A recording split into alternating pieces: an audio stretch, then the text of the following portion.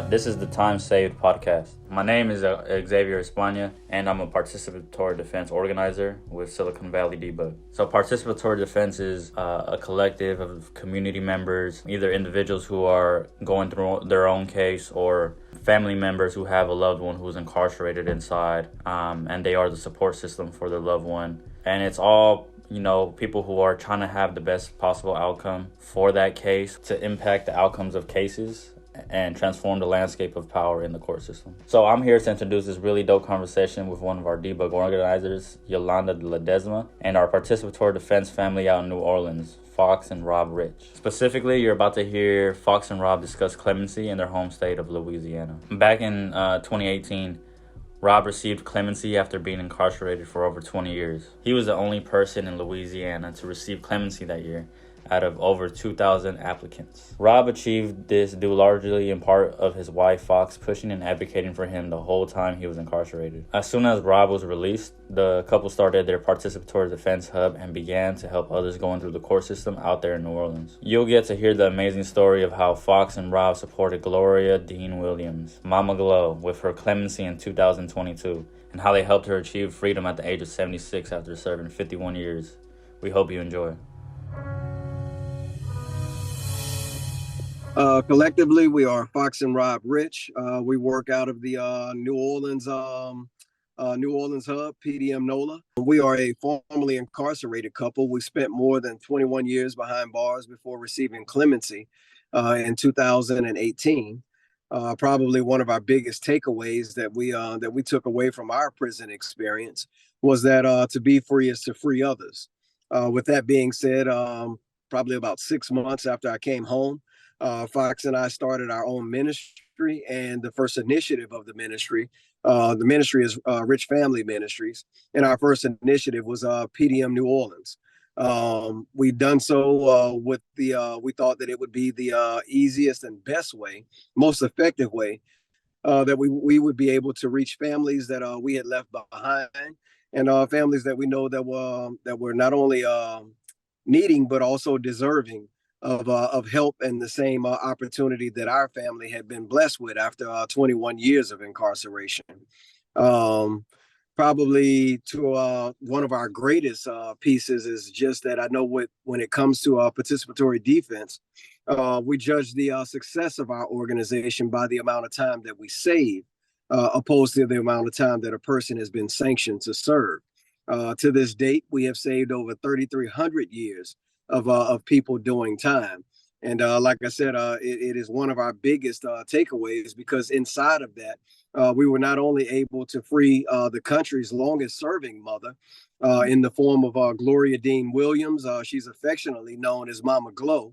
And additionally, we were able to bring home our fall partner, my nephew, Ontario Smith, through this same work. Along with him, we were in the legislation that we was able to get a resolution solved for.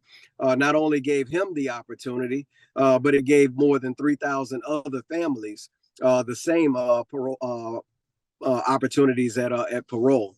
And these were people that were basically had life sentences, practical life sentences, because many of whom have been sanctioned under the truth in sentencing laws, where people are doing found guilty of crimes of violence would have to do 85% of their time. So many of those people, like I said, were basically issued practical life sentences. But now, as a result of the resolution, have been afforded the opportunity to reunite with their families. Amen to all of that. I know you mentioned Mama Glo, and we definitely want to get into like her campaign that you all worked on. But before we get into that, because you all were doing work already when you came home, like you said, right? At what point did you hear about participatory defense, and how did this work enhance what you were already working on? Well, I know when we first started out, we were kind of just doing the next right thing, the thing that made sense to do next. Little did we know that that through trial and error, what we were working out of was actually a model that had already been created.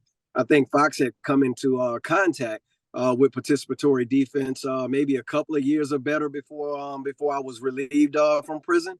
But I know that she left that experience knowing that it was something that we had to incorporate, in our own efforts to free other people. So no sooner than I came home, we were trained by the Silicon Valley debug group of folk that basically gave us the tools that we needed in order to add into our toolbox. The biggest piece of that is that when you take common everyday people and you teach them legal awareness as a best form of defense, you are so amazed at how it is that people become empowered, because you have people that have been, on the outskirts of the power vacuum, and you put those that are closer to the pain, closer to the power, through giving them these tools that we were able to pick up through participatory defense. And since we were trained in this model, we were able to not only be trained ourselves, but we were able to bring on other people in our local area that could be trained as well. So it kind of helped us formulate and create an army of people to be able to do this work. So much so that we started out as doing it here, isolated in the city of New Orleans. But since being trained, we've been able to do this work all across our state, and in some cases, actually thanks to the advent of Zoom that was made popular during the pandemic, we've been able to go hybrid now as well. So we're even helping families that are well outside of our state and then in various other states that we've been able to help. So this is probably the dopest thing that I've witnessed, in my whole time of fighting against the criminal justice system. It would be like people giving arms and giving tactical skills to people that have been fighting in these little small areas, trying to defend their territories against bigger systems. So just the tactical strategies that we've been able to employ through the teaching of participatory defense, again, has made us one formidable army of people facilitating change. Yeah, and I agree with everything that you all said. But to take it back for a second to like empowering families, because that's exactly how I came into this work, right? Before I met Debug, my loved one, I was serving the sentence with him, maybe like 11, 12 years in, and I kind of just went with what the system said, where it was life without parole. There is nothing you can do. Appeals were getting denied left and right. And I kind of washed my hands with that, like it is what it is, this is our fate, right? But then I came to meet Debug, where it's like, no, like you have a voice, this is, we're going to give you a platform, these are the tools you can use, you can go out there and meet legislators and make changes, change laws, and bring your loved ones home. So that is something, when us as families are empowered, we want to share that. We want to share with others, like, no, don't settle for that. Like, That's right. You have to fight for them, because otherwise, I hate to say like they're voiceless, because they have a voice. The families are just an extension of that. It goes a long way. And look at you all, like we're just saving time, right? And bringing our people home, and we're not for an answer. And it's just, we keep fighting until that day comes. That's I right. tell you, Yoli, one of the things that I say all the time is that I don't speak no. It's not in my vocabulary. I speak no. And it works. Look at the work you're doing. So Clemency has been a big part of Fox and Rob and the PD NOLA work, right? Can you explain what Clemency is and what it looks like in NOLA and the state itself? Clemency opportunities all over this country are far and few in between. And I think that President Trump probably had a interesting impact on it, because he signed the fewest amount of pardons, but yet the ones that he signed, he promoted them in such a way that people thought he was handing them out like candy. And so even in the state of Louisiana, the year that Rob and I applied for clemency, there was about 2,300 applicants. And out of those that were, we were the only family that was incarcerated that received clemency in 2018. The only one. Mm-hmm. And some people may not necessarily understand what clemency is, but it is in a lot of cases, especially for those of us doing time here in Louisiana, and even in other places. A lot of times it is the last court of redress when you have forfeited and or have exhausted all of your other opportunities at release. Clemency is a last ditch effort that you're hopeful that someone would step in and exercise the power of authority to be able to interrupt your sentence. As Fox made mention, it is a avenue that is open to all, but one that is seldom used by our governors. At the federal level, of course, the president makes that ultimate decision. But state by state, the governor is entrusted with that authority.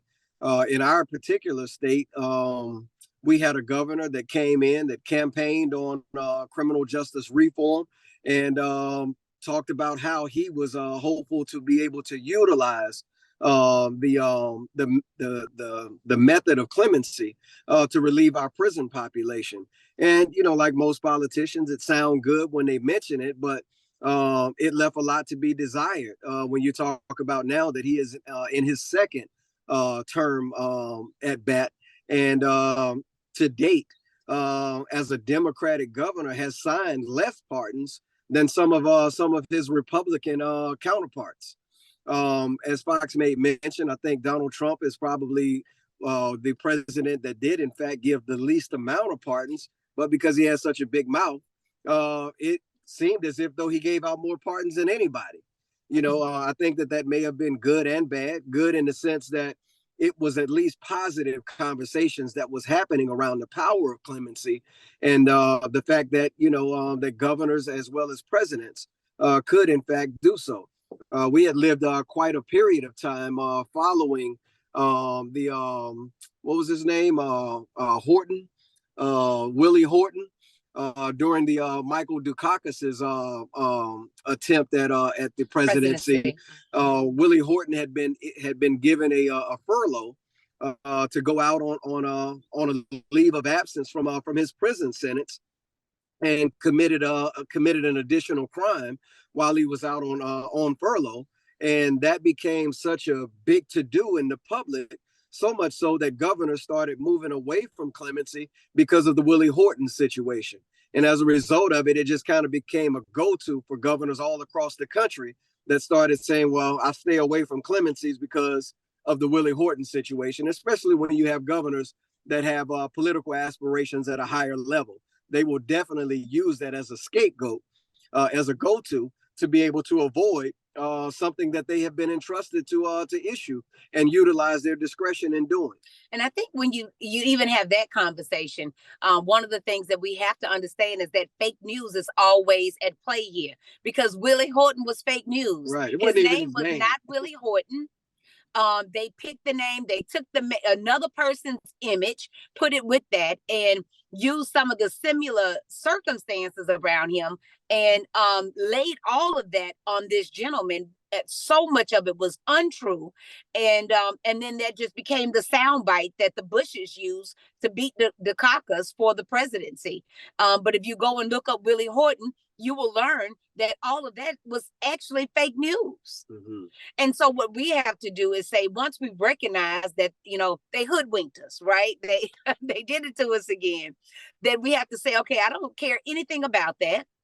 If you don't want your name on it, then just put an institutional policy in place that you don't have to put your name on it. That if you don't sign off on it in X amount of time, that's one of the things we're looking to move Louisiana toward, is if you don't sign that person's clemency application in a certain length of time, then after, 6 months, it actually, whatever that board recommended is, if you don't reject it, then it becomes, approved. Right, because many of these boards, many of our states have entrusted and created jobs from taxpayers' money for pardon and parole boards to convene on people's matters. And if we trust them enough to say that they're experts in the field, then why would a governor who has appointed a board then, skirt around the recommendations of his board? As Fox made mention, there were over 2,000 people that had applied for clemency, many of whom had been given positive recommendations from the board, but yet no action was taken at the government level. So again, as she made mention, we're working now with our hub here in New Orleans to bring about a change in that, to where if a positive recommendation happens from the pardon board, then if you don't, as a governor, respond to it within 180 days, whatever the recommendation of the board delivered, then it would be granted. Yeah, that's definitely needed. It's similar to in California with the governor. He has aspirations to be the president, right? So when we learned that, we noticed like a really slowdown in granting clemency. And it's unfortunate that a lot of the times you have to know people, or you have to have this extensive campaign, and not a lot of people inside have family and community like that. Some have been incarcerated for decades and don't even have family anymore, living family anymore, right? That's right. People are supporting them.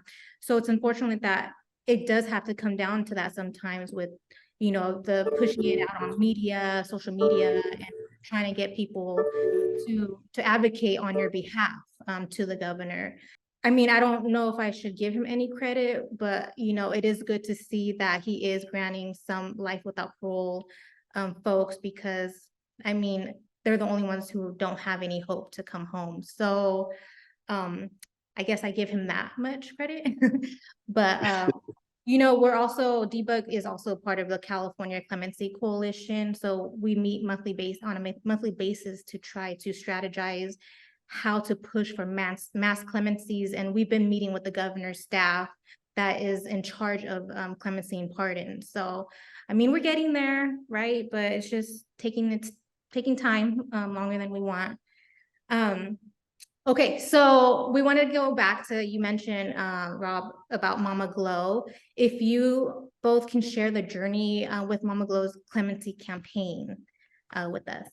I think for us, it was a matter of right when we started our hub, like as soon as we got trained in April, the same week we discovered that Mama Glo had a pardon hearing and that she didn't have any support. She didn't have a lawyer, she had a hearing in the early 90s and she was denied. So this was the first time she was having another hearing, and this is 2019. So, that's a long span of time to even get another application in and approved.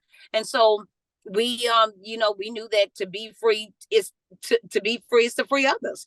And so we took on the commitment of calling her family, because you can't do anything without the families, and asking them, do you want our help? Because we can't make assumptions about what people want, right? So I think that it's really important that as we work to help other families, we have to even ask them, do they want our help?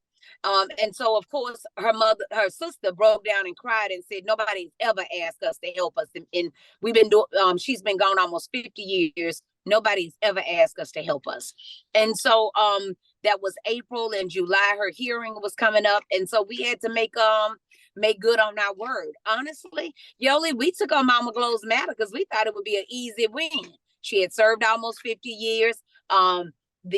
She was a woman. She was a woman. The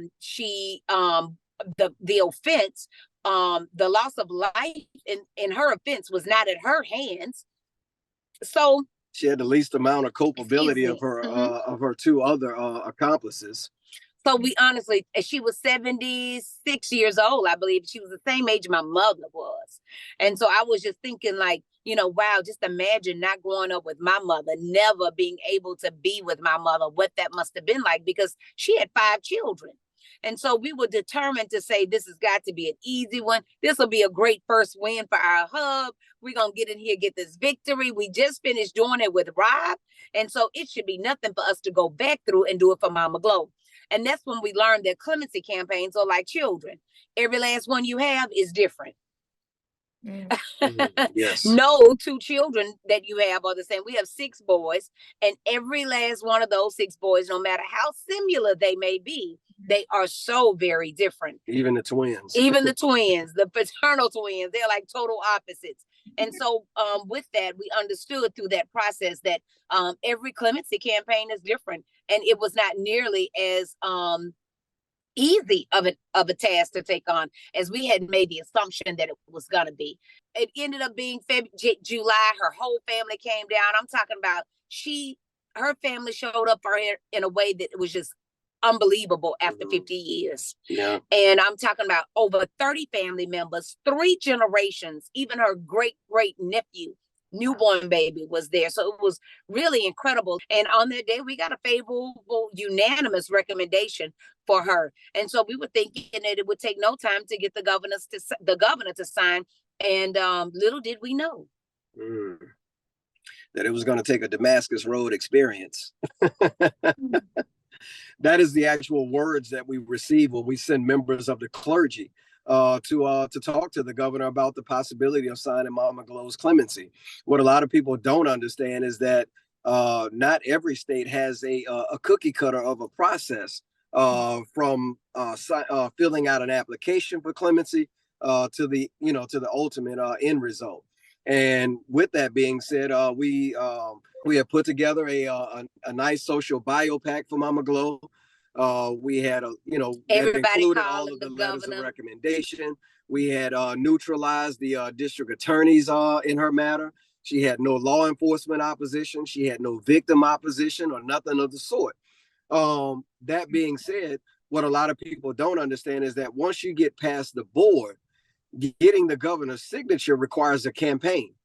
And that campaign is an awareness campaign, because you have several other people, a lot of times, sometimes thousands of other people, definitely hundreds of others that are competing for the same signature. That being said, you have to do something in order to elevate the voice or the need for the applicant. We pulled together actions for Mama Glo that included us marching around the prison where she was being housed, marching outside of the governor's mansion, right, to going on the riverfront in Baton Rouge, to launching 50 huge lanterns over the Mississippi River. Lanterns to represent each year that she had been incarcerated at that point. What else? We put on a whole art exhibit, taking the Per Sister art exhibit at a museum and lifting her name there. We put on a Juneteenth event for Mama Glo. So it was just action after action and being unrelenting in those actions and in our work. And what we were hopeful for is that that compassion would set in. And we were hopeful that the people who we thought would be able to draw compassion from the governor was members of our clergy, to which at the conclusion of that visit, that sit down, he told the members of the clergy that it would take, they asked him, well, is there anything that we could possibly do to get you to change your mind? To which he said that maybe it would take a Damascus Road experience. And I don't know how many religious people or spiritual people or biblically read people that we have that are listening, but a Damascus Road experience is like when you're on the road to Jericho and you have one of those transformations where Saul becomes Paul, because Paul was a murderer. Saul rather was Paul and Saul, they're the same person. Okay. But as Saul, he was on a murderous rampage, and then there was this major transformation that happened in his life. And the governor was in essence saying that he needed to have similar to happen to him as an individual for him to sign Mama Glo's recommendation. And so I think in that, what our listeners have to understand, and what our people, when we talk about protecting our people, what our people have to understand in that is that we don't speak no.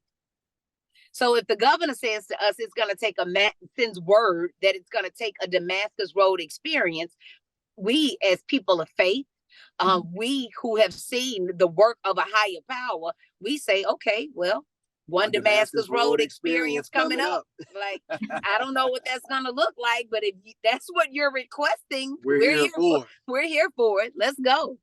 Yeah. So that turned into several meetings, encounters with us, where we, met up with the governor, caught sidebars with him, hopeful that he would, change his mind. What we learned along the way is that even though he continued to tell us no, and even though he continued to not take action on Mama Glo's matter, what we came to realize is that awareness was happening nonetheless. If he didn't know now another Clemency applicant that was in the stack, he knew Gloria Dean Williams at that point. He knew Mama Glo. His staff knew Mama Glo. The people that do the scheduling for clemency hearings knew Mama Glo. So whether he wanted to hear it or not, Mama Glo, I'm sure, probably woke him up in the middle of sleep sometimes at night, because we made it our point to make sure that her name was elevated. Wow, you like you said, you all were relentless. And can I just say I was honored to meet Mama Glo and her sister though at the Free Her conference. Like, wasn't that beautiful? I was honored to dance with Mama Glo at the Free Her conference, baby. Man, that was as great. A matter of fact, yesterday celebrated her 1-year freedomversary. Yeah. Really? It sure did. January 25th, the same day that our documentary Time was released into the world, was the same day that she was released into the world, or back into the world. Wow. Look at that. I love it. And then, I mean, you already answered, Rob, to one of the next questions was, what did you learn from it? I love, you all are just like ahead of the game. But how have you been able to tie in participatory defense with the clemency work? And how does family power drive the clemency campaign in a whole? You can't do this without the families. The families are the power. I mean, they're synonymous with one another. And you can't say tie in to participatory defense. The work is participatory defense. You are participating in your own defense. You are participating in this person's defense. So that as well is synonymous. It just had, up until the creation of this model, there hadn't been a name for it, but we've been doing it all along. But the model has just made it more succinct, more clearly coachable, where you can get trained in it instead of just trying to instinctively do it. So all of that is just in alignment with one another. You can't have one without the other. And the social biopacks are important. When you go out to enlist help with an applicant applying for clemency, it's a way that you're able to give like an elevator pitch, because a lot of people don't have a whole lot of time. And when you're talking about people in power, whether they be DAs, whether they're judges, whether they're assistants to DAs or assistants to judges, assistants to governors or governors themselves, they don't have a whole lot of time, and you don't have a whole lot of time to tell them about the person, but you can give them something that gives them a snapshot as to who the person is in the form of a social biopack. It allows them to comb through the pages. We try to make them as simple and succinct as possible, but they give everything from who the person was prior to prison, who the person is now as a result of rehabilitative training and programming since they've been incarcerated. It gives letters of recommendations from people of the community, people in their family, that speak about who the person was and that they've known them to be over space and time. It includes letters from people that can offer jobs upon release, people that can offer wraparound services for the person upon release. But all of these things help the person who is looking to use their discretion and authority to help someone. It allows them to feel comfortable in that process because they know that the individual has a support system that has been safely put around them that helps guarantee a successful reentry. Thank you for that. Moving into the next question, will you all be continuing the work on clemency this year in 2023? And if so, what is the goal for this year? Our goal for this year is, I think, clemency is just a part of who we are. So I don't think it's about whether you're not it's just you continue the work all together. It is an avenue for which we can massively reduce the prison population in our state. It is already in place. All we've got to do is get governors all across this country to use that executive power and decrease the prison population in America. Every governor, we feel, should be able to look at their roster and find at least 10% annually of their prison population who deserves an opportunity to come home. Even if you say at 1%, the prison population here in Louisiana is roughly 40,000 people. If each governor across the country, and our governor here in particular, were to exercise the power of 1%, that would equate to 400 people being relieved from our prison system annually. And so for us, that is our campaign for this year, is that 1%. We want a bare bone minimum of at least 1% of the applicants that have been approved under your 8-year administration. We want them to be released because you're leaving at the end of the year. Your term is up. And that's, you made a commitment to decrease the prison population. That was the whole campaign you ran on. And so now, because you didn't accomplish that goal, you have a responsibility, a duty, and an obligation to do it before you get out of here. So that is the work that we are looking to launch this year. And that is to make sure that our governor executes his right as a governor to sign those clemencies of those pending applications. So it's an accountability campaign for us this year. Okay. And I'm here for it. Yes, indeed. Oh, you and me both. When they put Louisiana on the headlines about this mass exodus from prison, like they did with Kentucky, like they did in Mississippi, like they did in Oklahoma, right? This is not new. Yeah. It's not new, but it has already been done. We just got to make sure that we are holding these lawmakers accountable and making them do the same. Once something has been done, then it proves to us that it can be done. And then it is up to us to determine that it shall be done. Mm-hmm. And the other piece that I think that's worth mentioning is that we're really excited about all of the areas where participatory defense can go. We found that here in our own state, we were able to partner with our local Orleans Public Defender's Office, yes, where we were able to assist in matters with plea bargaining negotiations and those types of things, to be able to not only reduce harm, but at the same time allow people to be saved from long, lengthy sentences, just by being able to impart many of the things that we've learned and taken away from participatory defense. What Rob and I have actually learned is that we apply participatory defense to every facet of our life. That's right. Every facet of our life, whether we are negotiating a contract for a timed documentary, whether we were negotiating a contract for our book deal. As you know, we got our book that will drop time based on our Oscar-nominated documentary. It drops February 7th, so we're praying for our family will support it. Mm-hmm. We give tribute to our founders of participatory defense in that book. And we talk about the work of participatory defense in that book because it's a part of who we are.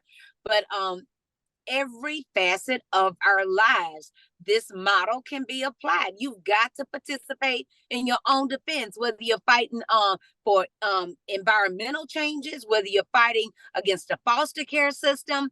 It doesn't matter what the challenge is. You got to participate in your own defense. You got to present yourself, the whole nine. You got to present your argument, your demonstration, your social biopack. It's just it has made our lives so much more incredibly, the model has made our lives so much more incredibly powerful. Operating out of this model. It's the dopest thing I've ever found in my life. Next to him, anyway. He was waiting for that. He's like, excuse me? Yeah. Like, you're right. He's like, wait a minute, I know she did not finish. Keep going.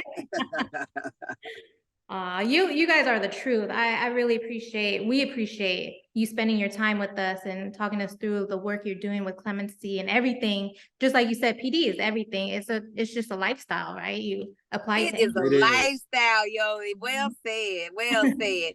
And we are Fox and Rob on all social media. For those that want to follow us, our hub is PDM NOLA 504 on social media as well. Cool. Thank you guys so much. Appreciate it. Yeah, Yes, thank y'all, indeed. Yodi, for Thank having you. us. Yeah, and thank you for this gift. May God bless your gift.